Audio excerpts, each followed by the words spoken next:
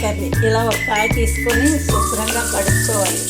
ఆ తర్వాత ఇదిగా పొట్టు తీసుకోవాలి.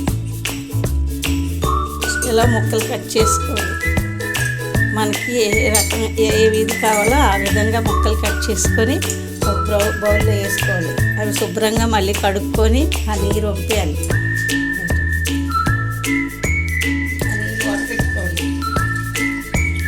వడపెట్టుకొని మళ్ళీ కొద్దిగా వాటర్ వేసి పొయ్యి మీద పెట్టుకోవాలి.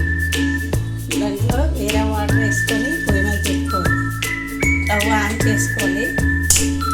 ఆ తరపైన ముక్కలు వేసుకోవాలి. పొయ్యి మీద పెట్టుకోవాలి. కొద్దిగా పసుపు వేసుకోవాలి. చికెన్ పసుపు వేయాలి. అలాగే కొద్దిగా ఉప్పు కూడా వేసుకోవాలి.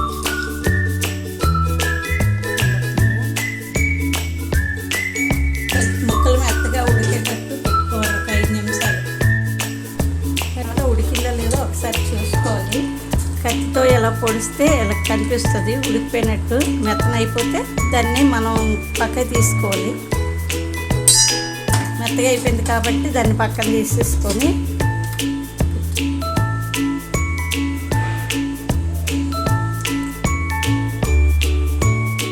పొయ్యి మీద కడాయి పెట్టుకొని ఆయిల్ వేడెక్కాక పోపులు కొద్దిగా వేసుకోవాలి. ఆ పోపులు కొద్దిగా పేలాక ఉల్లిపాయలు, పచ్చిమిరపకాయలు, కరివేపాకు అన్నీ ఒకసారి వేసుకోవాలి.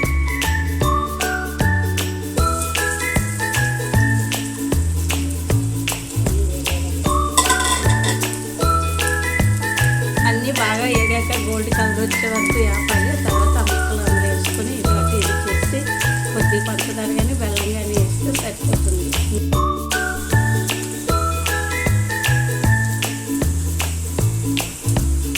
నీళ్ళన్నీ పడిపోయాక ముక్కలు తీసి దాంట్లో వేసుకోవడమే.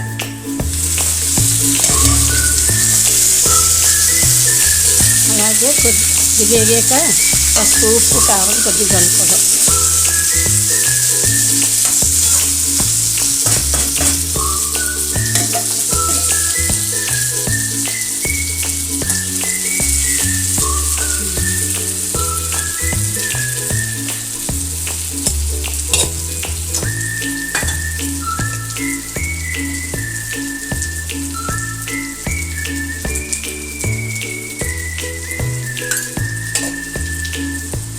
కారం కొద్దిగా, అలాగే మర్చిపోయి పసుపు, పైన ఉప్పు కొద్దిగా వేసుకొని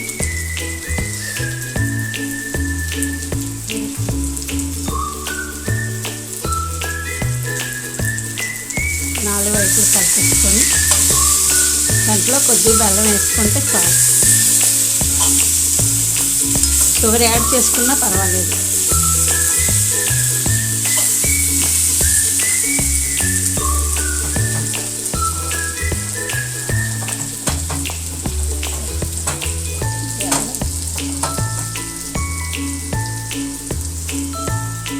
ముందు నుండి తీసుకున్న బెల్లం ఇది పాకం తీసి ఉంచుకున్న కొద్ది బెల్లం అందులో వేసుకోవటం. ఇంకేం లేదు. అంతే.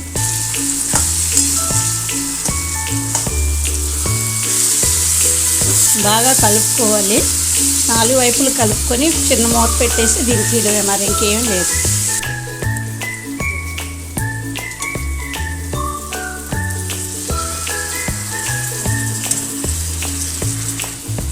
బాగా కూరను కలుపుకోవాలి. 4 వైపులు కలిపేసుకొని 2 నిమిషాలు మూత పెట్టేసి తీసుకోవడమే.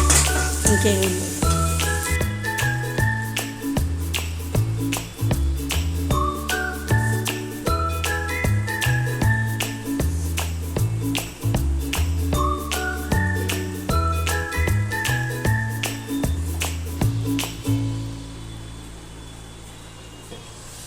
గైస్, మన కూర అయిపోయింది. అన్నంతో కానీ రోటీతో కానీ దేంతో. ఇలాంటి కొత్త కొత్త వంటకాలు కావాలండి మన ఛానల్ని సబ్స్క్రైబ్ చేసుకోండి.